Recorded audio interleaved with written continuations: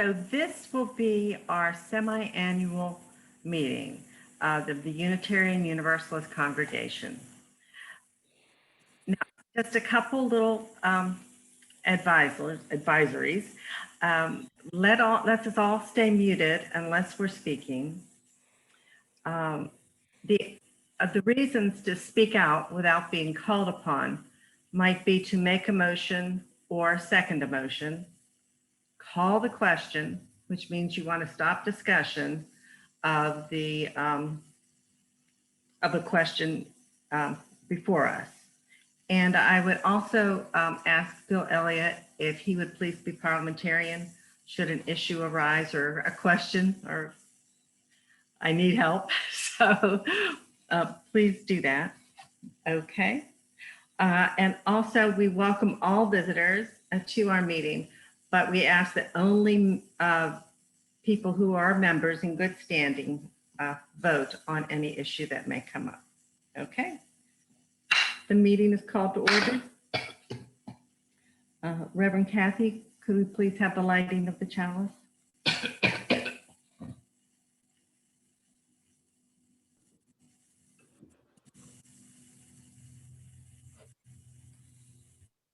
As we approach our agenda today, let us remember that we are doing the work of the congregation. And when we do the work of the congregation, we touch lives. And when we touch lives, we change the world. May this chalice flame we now kindle remind us throughout our meeting of our ministry and our mission.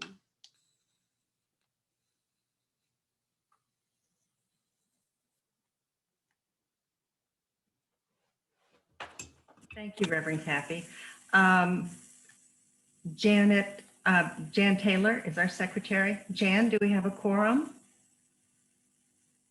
Wherever you. Yes, we do. Okay, thank you very much. You were sent the minutes of the annual meeting. Do I hear, hopefully you have read them. Do I hear a motion to approve those minutes? I so move. Thank you. Thanks, John. Is there a second? I'll second. Thank you. All in favor of approving the minutes? Aye. Are there any opposed? Let me just look through, make sure there are none opposed. I'll get the hang of this. All right. Thank you very much. Could we go to the minister's report, please?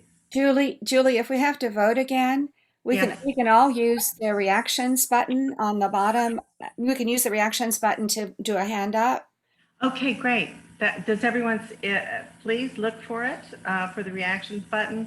And if we vote again, which we will because we have bylaws to accept or not. So please look for that now and see if you can find it. Okay. Could we have the minister's report, Reverend Kathy?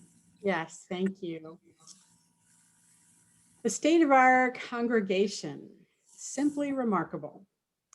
We are 6 months into our operating year, which began fiscally on January 1st, 2020. And the challenges of maintaining our institutional health have been great, and the learning curve steep as the pandemic continues to bear down on us. Yet what the Board of Trustees and you, the congregation, have achieved in the last 6 months is simply remarkable. I believe that we find ourselves in good health today because of one vital ingredient in our religious life together, and that is your steadfast commitment. Your commitment to be present and connected with each other through attending Sunday morning discussion group and worship services has been exceptional. While other congregations are experiencing declines in attendance and membership, we have been steady on with an average of 60 people signing in on Zoom every Sunday.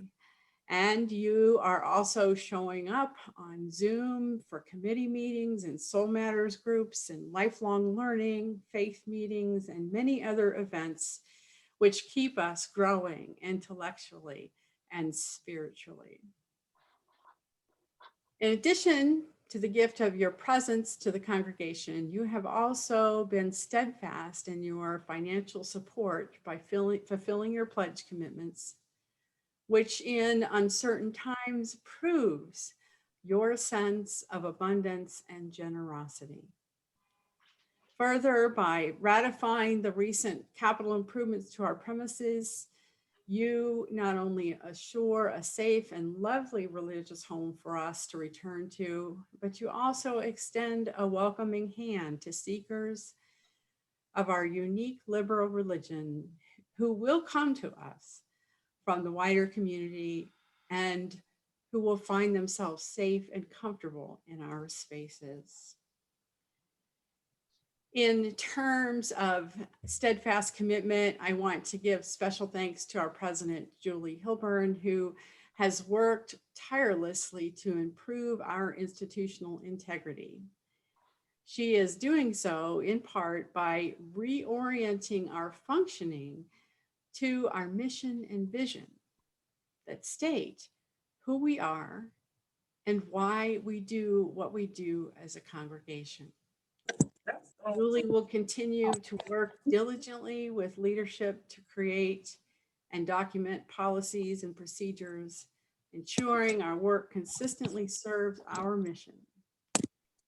And in addition, I want to thank Julie for jumpstarting the line. The dog done it. Everything okay? Okay. In addition, I want to thank Julie for jumpstarting the launch of our new website, which will be rolled out February 7th after the service. Lastly, I want to address the question I'm sure is on all our minds at this time. When will we be able to return to our building and once again enjoy in-person worship services? It is still too soon to say. But presently, I'm working with our technology team to launch the worship service from the sanctuary, starting again in February. At first, the platform will continue to be on Zoom, but as soon as we have amassed the necessary AV equipment and technology, we will start live streaming via YouTube again. Doing this will give us better production quality.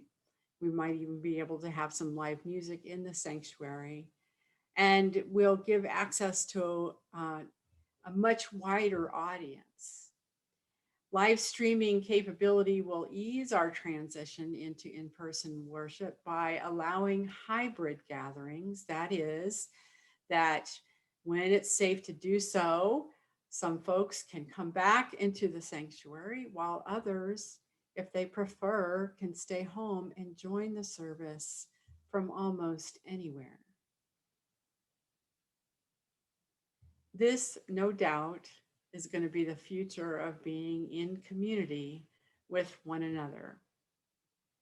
And so I would urge you all to continue to be patient. I know that this time has been very difficult in worrying about our health and in worrying about trying to get vaccinated, in missing our ability to be in the same room with one another and to reach out and to be able to grieve together at the loss of Peter Remington. And I ask that you continue to stay strong and know that I'm here if you need me. Don't hesitate to reach out. In closing, I want to thank you all, members of this remarkable congregation, for your steadfast commitment to maintaining our beloved community in the face of tough and challenging times. You are awesome. Thank you. Thank you very much, Reverend Kathy. I'd like to change the agenda just a little bit and ask our treasurer, Janet Hamer, Janet Hamer, to give her report at this time. Janet? Good morning. Reverend Kathy was exactly right. We're doing really well. The congregation has continued to support us financially, and we're really grateful for that. So I want to remind you that the monthly treasurer reports are on the member section of our website, so you can look at them. And if you ever see anything that you have a question about on those monthly reports, please feel free to email me or call me. And I'll be happy to answer the questions. So we actually are doing well. The good news is that quite a few of our members have prepaid their entire yearly pledge. I guess the downside to all of this in terms of our budget was that all of the fundraising income that we had anticipated and budgeted for this fiscal year, we have not received. As an example, in December, we budgeted $2,500 for our marketplace revenue because we have a lot of marketplace revenue that comes in December. Obviously, we had none of that. But we still are on budget. In fact, in terms of our budget versus our actual income and expenses, as of December 31st, we're within $500 of what we budgeted. So we're doing well. Our expenses have been low consistently every month, and that's because we have not been able to utilize our building. So our expenses have been low in terms of our utilities and all sorts of other things. Obviously, another portion of the income that's down is our rental income. But again, we are actually doing well. The capital improvements that were budgeted for $37,000 all have been expended with the exception of $600, which is left for some of our parking lot improvements. I think everything went well, and hopefully you'll all be able to see the building soon. This was done not only with the funds that you approved, but with donations and a lot of hard work on the members of our congregation, particularly the Building and Grounds Committee. So I'd like to thank them. That actually is my report. I'll be happy to answer any questions. Any questions, please raise your hand with the reactions button. And I'll look around to see if anyone is making a wave. I don't see any questions. Okay, thank you, Janet, and thank you for all the hard work you do. We all appreciate it. I know it's not a simple job to do. Let's move on to the bylaw changes. There are bylaw changes which were sent to you via email with the agenda. They are proposed bylaw changes. The board passed them at the last board meeting. And I just thought I would just briefly review, not read all the changes, but just review the essence of these changes. Some of them are, these changes have been thought about for many years. Joan Tate was one of the primary people who was thinking about these, and Ann Madison and Phil Elliott put them all into order. And so we are very lucky to have Ann and Phil to do this function for us. We did change the fiscal year, as you remember, from the end of the first quarter to the end of the second quarter. And we're asking for a little bit more flexibility in the date of the semi-annual and annual congregational meetings to reflect that. We're asking that the board secretary, this is a little more work, or more oversight, that the board secretary has the authority and responsibility for ensuring that the current and official governing documents and policies are on the website, and that is something we'll end up doing. The treasurer would also should have the authority and responsibility for ensuring congregational pledge and payment information is maintained confidentially. We have always done it, but it's never been in writing. There was an exception in our bylaws that the treasurer could stay on indefinitely, but the other officers have a 3-year term limit. And that exception was made because when we changed the 3-year term limit, the treasurer wanted to stay on and seemed to be the only person who would be treasurer, I think, at that time. But we are evolving, and this is no longer relevant. We are just retitling some of the financial management policies. They're just a little bit more organized than they were before. I am going to read this one. The current bylaws do not address a structured contingency fund. Several members of the congregation have requested that the issue be addressed, so we wanted to include it in the bylaws. However, because the definition, structure, and utilization of a contingency fund may change based on the evolving needs of the congregation, we're proposing that the bylaws reference the financial management policy. So if we have a structured fund, that will not be reflected in the bylaws, but in the financial management policy. As regard to standing committees, the responsibility to choose has always laid with the president to make recommendations to the board. We're asking that that responsibility be shared among all board members. And we did have a special fiscal year transition plan. We don't need that in our bylaws anymore, so we'd like to remove it. So are there any questions about the bylaws or about these changes?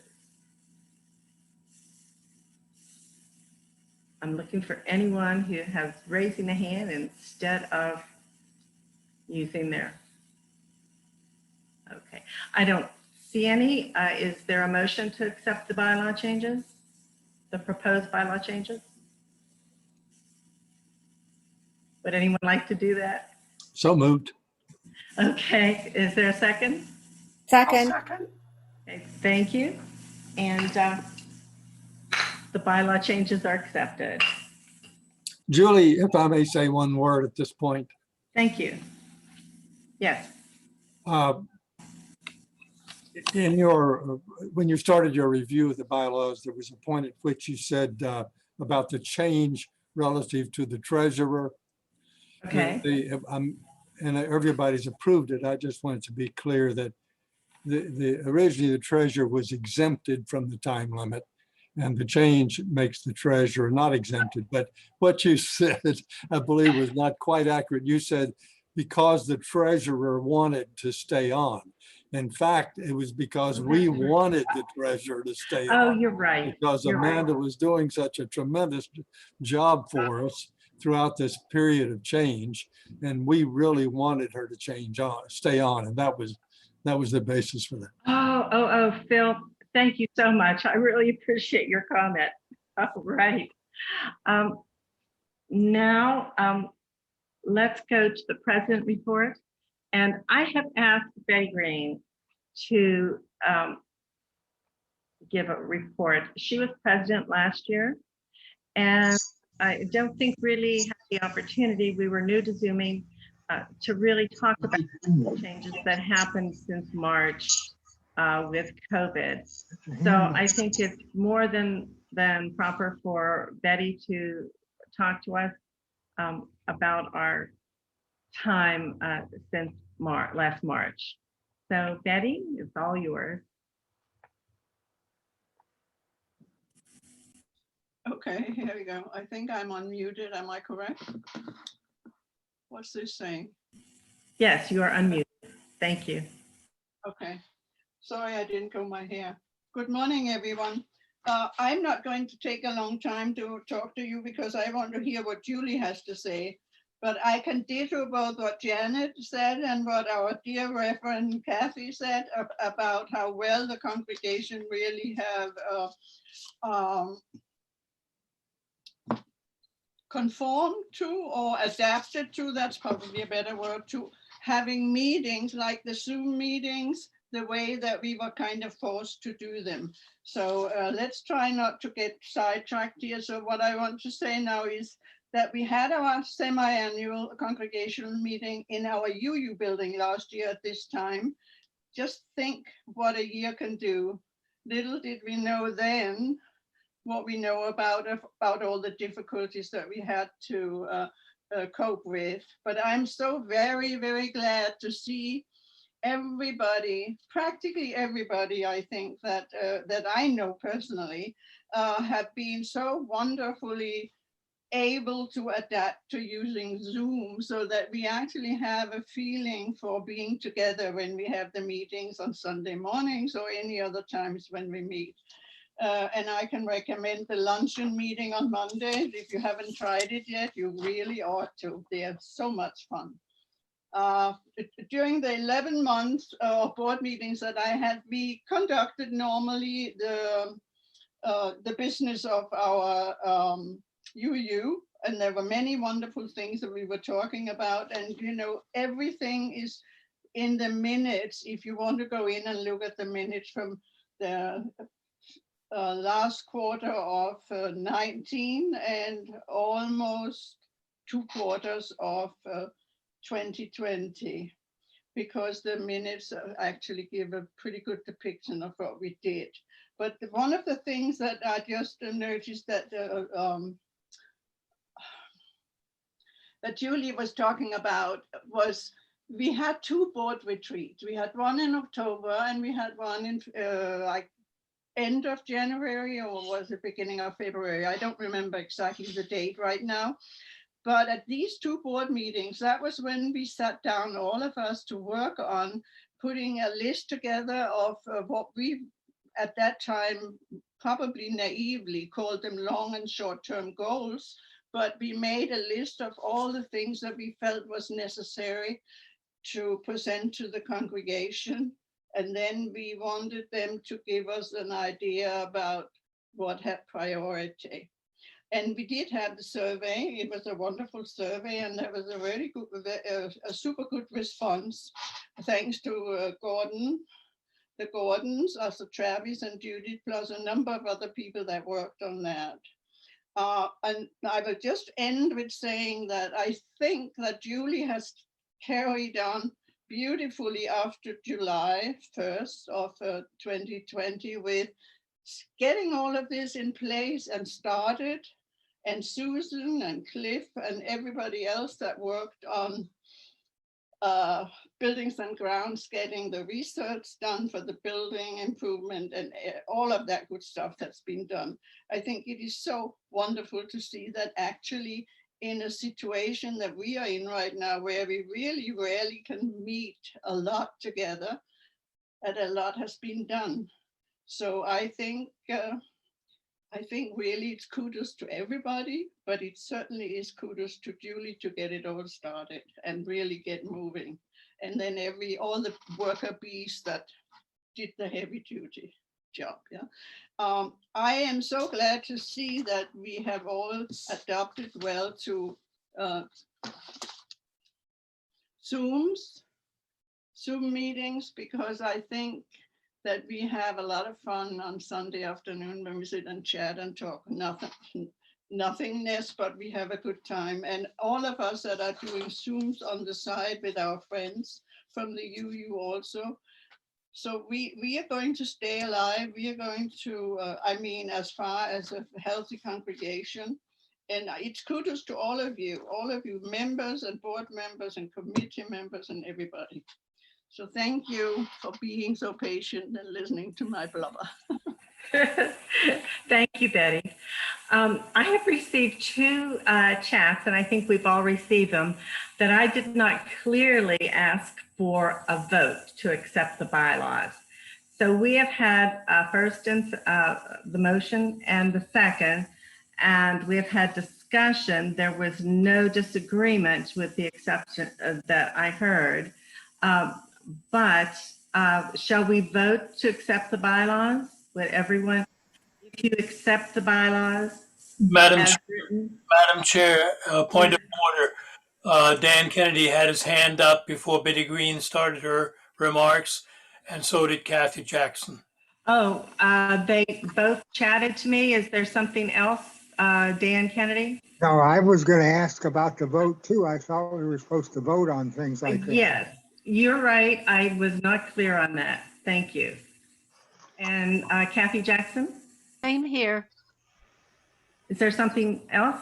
Something? No, no, the hand was only before I made the chat. I made the chat Okay. because the hand wasn't recognized, so I did a chat. I do apologize. So, shall, Susan Garrison, Julie? hand up yeah, electronically. Susan I'm Garrison. voting, I'm voting. Okay, yeah, Julie, everyone can use the reactions okay. button to, there's a thumbs up on mine. That I think we can use those. Thank you. Oh, or not. Would everyone please vote if you would, since there was discussion, the motion is to accept the proposed UUCOB bylaw changes. Would you like to vote for it? So please raise your hand or check your reactions.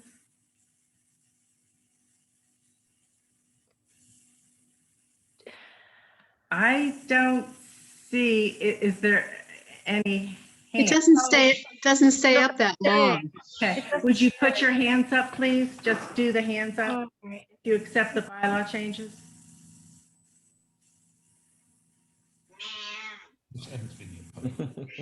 Are there any opposed? No, it's not in the light. Your hand. I have one from Philip too, but he can't sit in. Okay, let me say, is there anyone, if there's anyone opposed to the bylaw changes, please unmute and let me know. Yes, that's the way to do it. Okay, hearing no opposition, the bylaws pass. So the proposed UUCOB bylaw changes are the UUCOB bylaw changes. Is there any other question? Opposed what? Bylaw changes. But Proposed bylaw changes move to just the changes are accepted. Okay. Any other questions? Okay. Oh, I get to do this again. They're accepted. Okay. Okay. To continue with my report, this will take less than 10 minutes.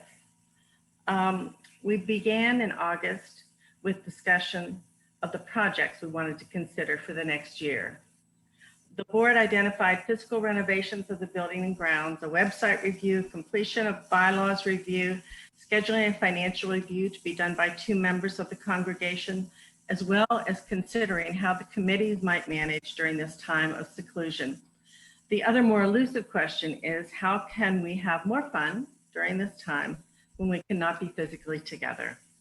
So I must say that each and every committee has more than made their mark and surpassed even their own ideas of what can be done to support our 7 principles during this pandemic. New ad hoc as well as unofficial groups, ad hoc committees as well as unofficial groups have stepped up to the plate and made a home run during this pandemic. So I'm going to focus this talk on the committees and identify those with leadership roles, as well as the BOT Board of Trustees liaisons. I'll speak in alphabetical order and talk about each committee. Very briefly, they do a lot more than I'll be able to say in this period of time. The Alliance. The leadership in the Alliance, as we began in August, was Linda Kalajian, Ellen Nielsen, Gaia Davies, and Gina Young. The board liaison, Helen Casoli. They diligently and have continued to pursue God's Bathhouse Project so we can continue supporting homeless and hungry along with the Jerry Dellinger Food Bank. They will also continue with Sophie's Circle to make sure that we consider the forlorn animals in our area. Buildings and Grounds tackled the renovation of the entire church and the parking lot. The co-chairs of these committees are Susan Garrison, Cliff Jackson, along with the BOT liaison, Mike Downing. And through their intense efforts, Mike took 2 weeks off of work to help us, 2 weeks vacation time. Through their intense effort, we have a newly painted church inside and out, new flooring, and a very cleaned up church. Removal of unwanted items in the church should happen this week. And this spring, the new signage in the parking lot will occur.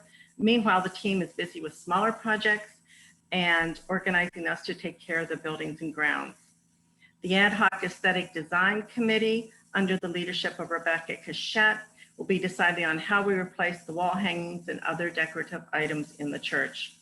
Also, part of our building and grounds is the Ad Hoc Tech Committee, chaired by Felix Hernandez, who's reviewing options for the AV process of our church. The Caring Committee, under the leadership of Joyce Nelson, has stepped forward with everything from how to make a face mask, helping those members in need, and keeping us informed of the concerns of our beloved community. Betty Green, our past president, is liaison in the Caring Committee. Denominational Affairs, John Horner, also a board member, chairs the Denominational Affairs Committee. And when you check your Jodder e-news, you'll find helpful links to Denominational Affairs. We already had an announcement about his about the survey coming out. The Finance Committee, Operational and Investment. Our chair in finance is Tracy Taylor. Thank you, Tracy. He keeps us a close eye on how we handle financial affairs. Phil Elliott is the board member, past chair of the Finance Committee. He is a liaison with the Finance Committee. Amanda Autry, our past treasurer, and our treasurer, Jana Hamer. We also have 3 assistant treasurers, Ann Madison, Jim Hendra, and Teresa Webb, all leadership people. Membership is really the heart of our community. We have had 3 co-chairs this year, Rebecca Cachette and Joanne Kennedy. And Joanne had some family issues to attend to, and Judy Gordon gratefully stepped in to help with that responsibility. Membership welcomes new members, researches issues around membership, and keeps us abreast of the challenges in this area. It's particularly difficult when we're not face-to-face, and Betty Green is the board liaison. Right Relations Committee has been an elusive idea for us, and John Horner, the board member, has stepped up to the plate and begun to organize this committee. I can't say enough about the Worship Committee. They have persevered under trying times. The leadership in this committee includes Ellen Nielsen, Dan Gribben as co-chairs, Dan Kerr as choir director. Our secretary, Jan Taylor, is an integral part of this, part of our choir. There is also an unofficial committee, and I call it, which probably should be, it's called the Committee of Fun, because we originally had a talent presentation, cabaret, and this has been continued with Jan Taylor and with close coordination with Ludi Goodson. So Ludi has taken a leadership role in this unofficial area. There is not an official communications committee. However, we do have several items of communication which are approved leadership roles. One is the e-news, which is sent each week by Get Betty Green and keeps us up to date on weekly changes. With Jodder, which is written and edited by Carolyn West when she receives announcements and others writings to approve, to present. The minister and the president each send in a selection each month. And she just gives us all sorts of news. I encourage you to read it. Facebook is administered by Terry Koloska. So Facebook users, please check it out. The website is currently run by Judy Gordon and Joanne Kennedy. Judy and Joanne have run this for 17 years. It's an amazing accomplishment. So thank you, Judy and Joanne. They are also part of the website review team, which is chaired by Catherine Neal, our vice president, who's working closely at this point with Ludi Goodson. And as Reverend Kathy said, February 7th after church, you will get a preview of this website. So have we done it all? What's next? The board will be embarking on a review of our vision and mission statement and our strategic planning. In strategic planning, we want to think about where we want to be in 1 to 3 years. So this will be our spring project. And then once we have the basics down, we'll roll it out to all the membership so that everyone will be involved who wants to be in this process. Of course, the nuts and bolts of running the church do not stop, and soon we'll be in the budgeting phase of the year, and this takes up a considerable amount of time. So let me close with caring and gratitude to our minister, Reverend Kathy, whose vision of our beloved community has inspired us to work, particularly and with the board as well. She is committed to our congregational form of governance, and heartfelt completion of all her pastoral mission is primary for her. So we thank you, Reverend Kathy. We know you're committed to empowering the committees and the ad hoc committees and caring for all of us. So I thank you. And to end, I close with thanks to all of you for your commitment and flexibility to our church. So thank you very much.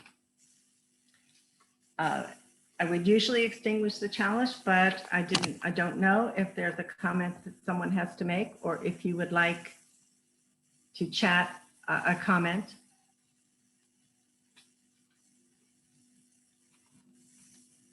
I'm looking for a hand if there is anything that anyone needs to say. I know that's probably not a good question to ask you, but okay. Okay, Reverend Kathy, no hands, I've seen no hands. Would you like to close with the extinguishing the chalice?